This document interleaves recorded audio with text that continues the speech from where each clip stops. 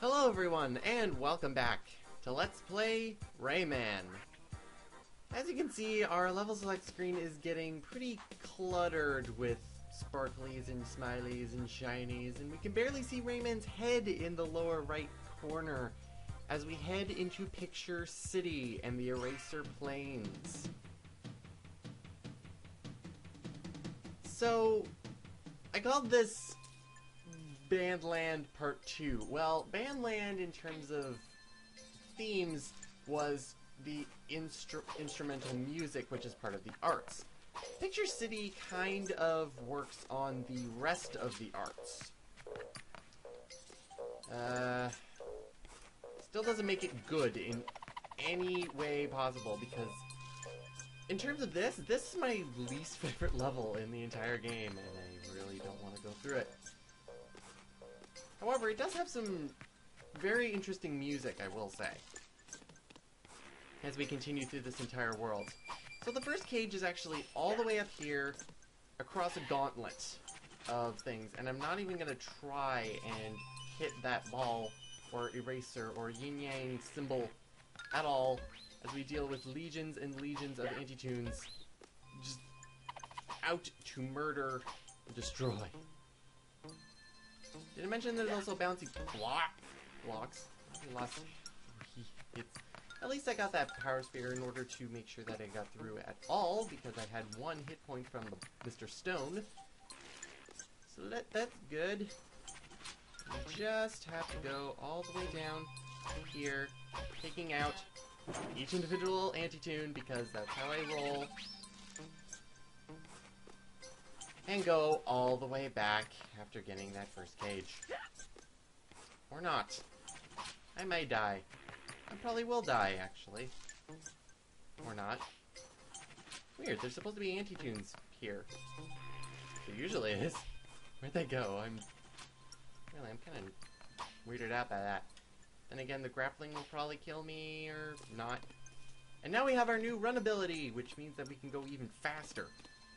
And this level actually uses a great use of the run ability in the later sections, if we ever get to those. Now, the ones covered in ink, they slide.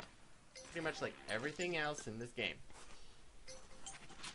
And now for pencil hopping.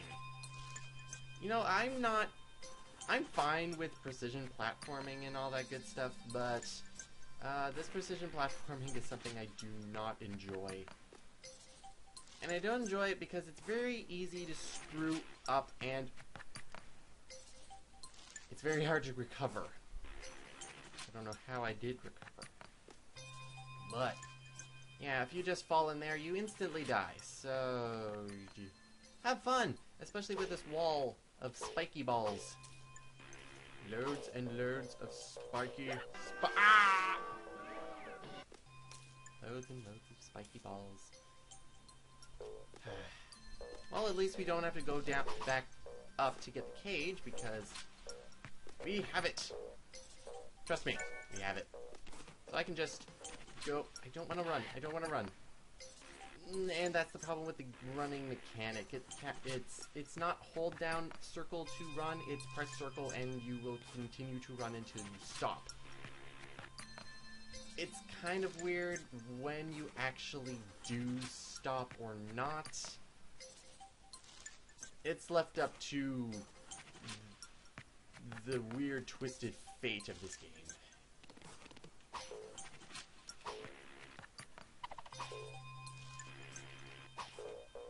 And this I don't enjoy either. It's lengthening this. And you can simply get through by simply crawling through, and I really don't think that's the way you're supposed to do it, but it works all the same as we get to the next checkpoint. And this part. I don't like this part. First off, we have to jump through here in order to trigger that. You can get the power sphere if you want, but what was actually triggered that we actually need was triggered a little bit later. Right actually here, where this pencil sharpener platform is. It's also very easy to die here. So this is where concentration comes into play, which I don't really enjoy. Because, this world, as you will see, I think in the later levels, they really like these kind of spikes. And they get kill crazy with the spikes. Now we have to go up here in order to make the cage appear. You actually have to trigger 2 points in order to get to the cage at all. And you don't actually die when you go all the way down. It's evil that way. Very, very, very evil. Hopefully. Good. Now I can actually get up there and get the cage and don't have to do this again. Hopefully, because after this, the end of the section is Among Us. I want that ting, just cause. And that's the second cage.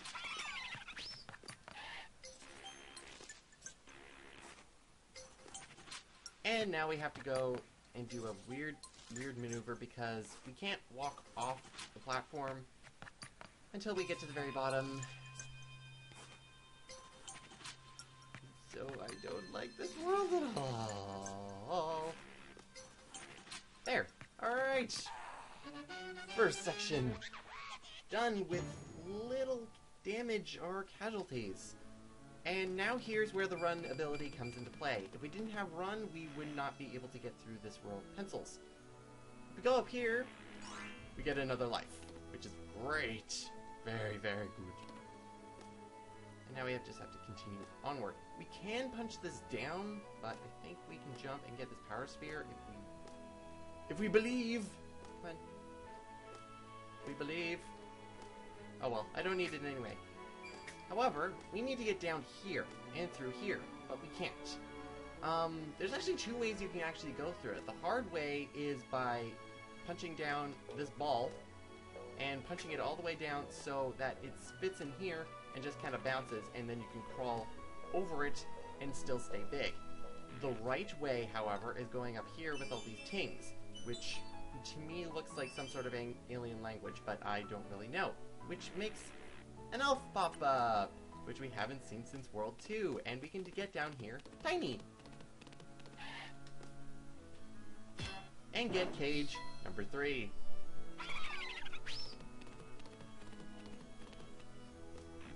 I think it's this section that really likes being tiny and small. Or maybe it's the next section, but it also likes these surfing alien things. Apparently they're supposed to be doing their job correctly because I died. But apparently they're supposed to be pirates? Space pirates? I don't really know. And now I really do want that power sphere because I need it. And I don't need to get up there for the elf, but I do want up here for the tings. Just cause I want tings. Even though I'm probably gonna die again very soon and lose all my tings. Now actually, these space pirates are actually very easy to dodge because you can simply duck under them and they're absolutely no threat to you. Then again, everything else is a threat to you, so one threat down is pretty good. And then they just appear right behind you. I like punching them. Usually punching them once will just get them off kilter and then they will barely stop chasing you, but they're another enemy that you just can't kill. Now I want up here simply for things. Otherwise you would come up here for a power sphere if you really needed it.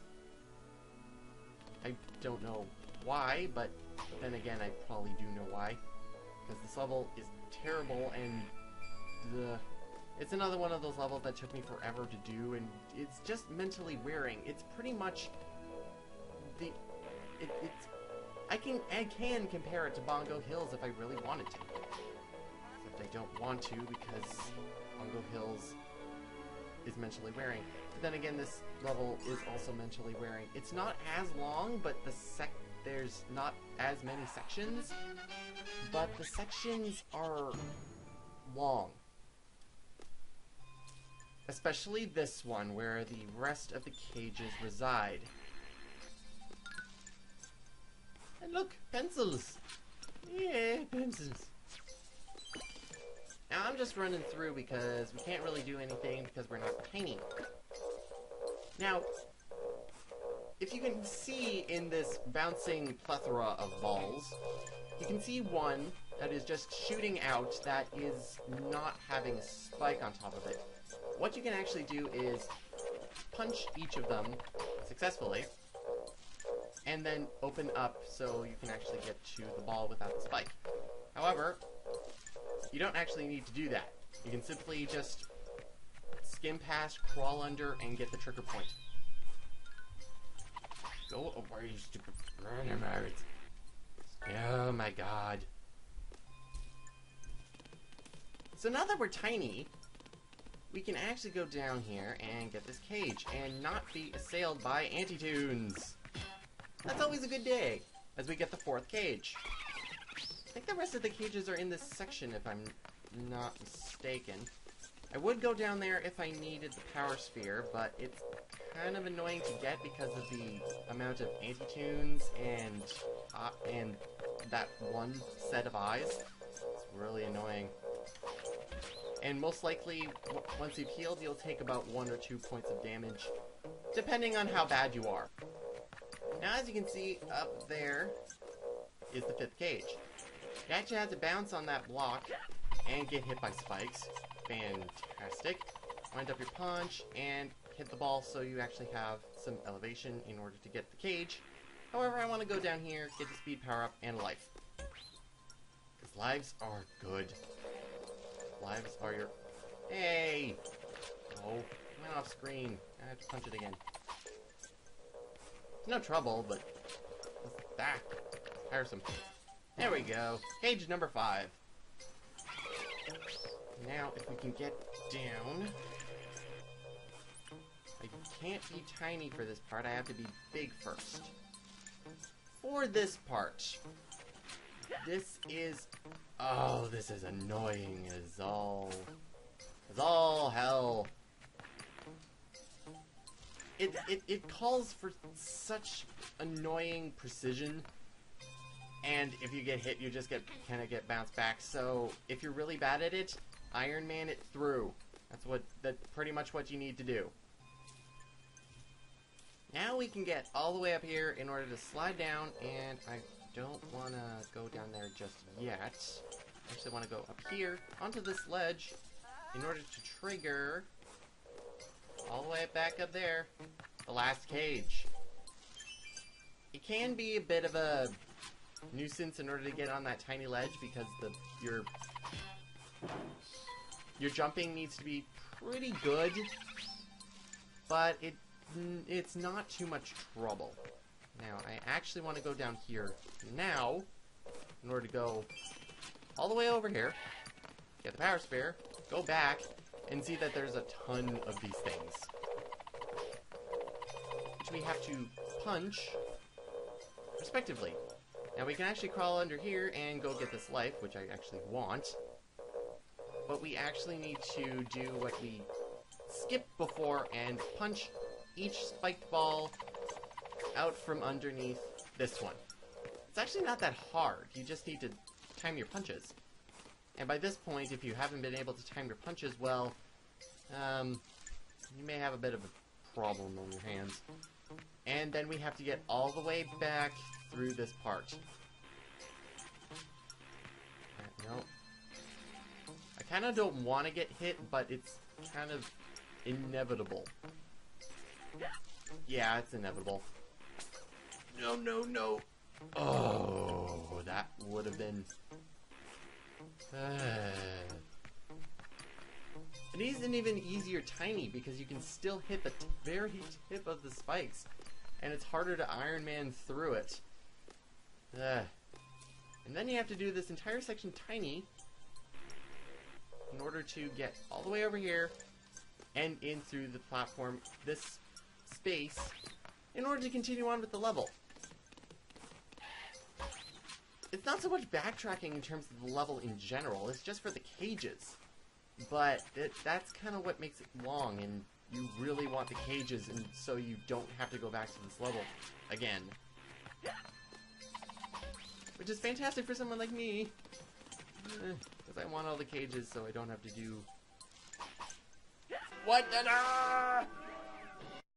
The problem I have with this level is that in order to get all the cages, you kind of have to backtrack some ways in order to actually... Now we have to do a running jump and glide in order to continue on with the level, because we're not done with the section yet. I really wish we were done with this section because it just kind of wears on at this point. Especially this section, because really it's just length. It's just length. And then you have to dodge the eye.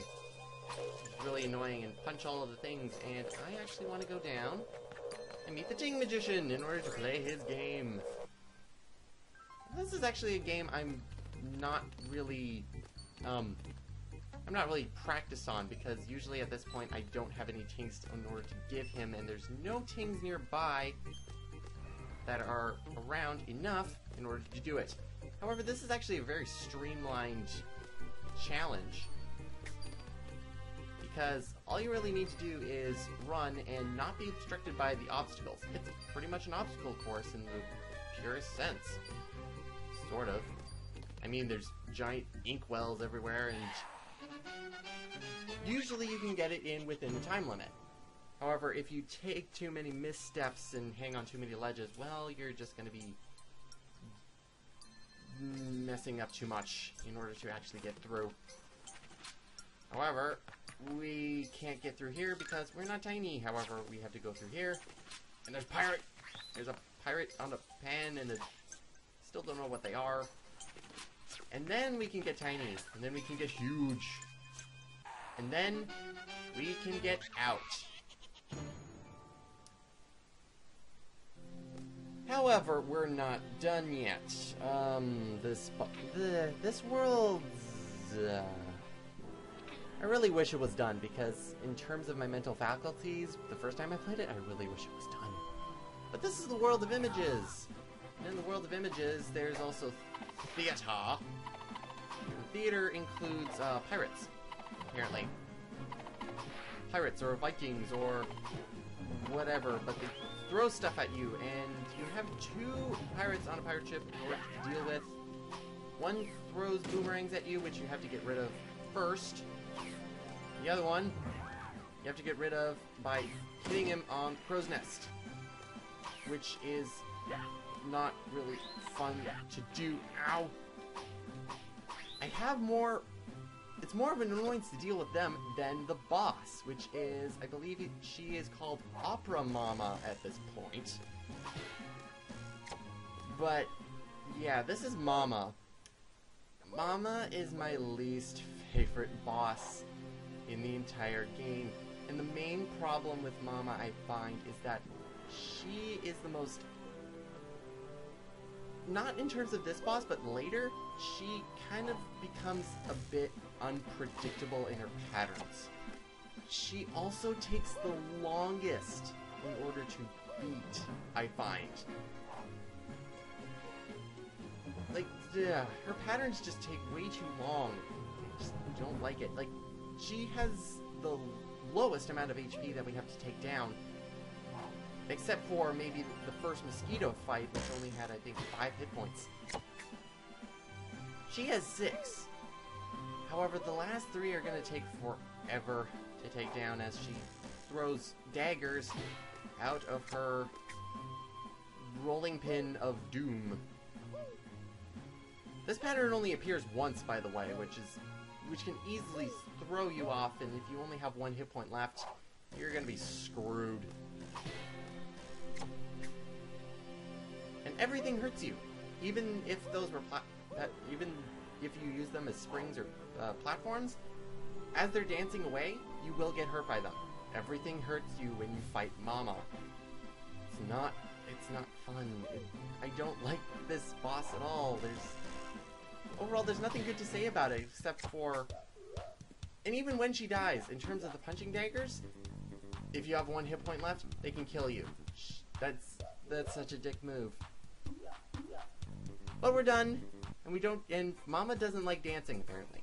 But we never have to come back to Eraser Plains again, and we can continue on further into Picture City, unfortunately, into Pencil Pentathlon.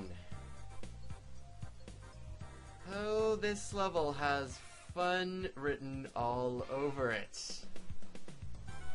See you next time, everyone.